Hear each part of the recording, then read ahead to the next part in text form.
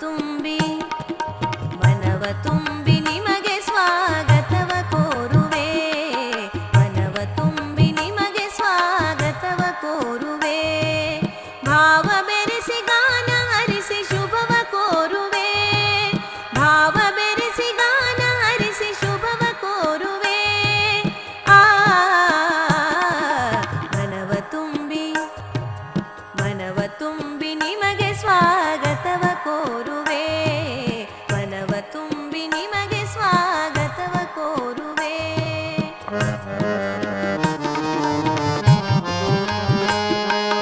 ನಿಮ್ಮ ಆಗಮನವು ಇಂದು ಒಲವ ತೋರಣ, ನಿಮ್ಮ ಆಗಮನವು ಇಂದು ಒಲವ ತೋರಣ. ಸಮ್ಮಿಲನದ ಸವಿಯು ಸಂತಸಕ್ಕೆ ಕಾರಣ,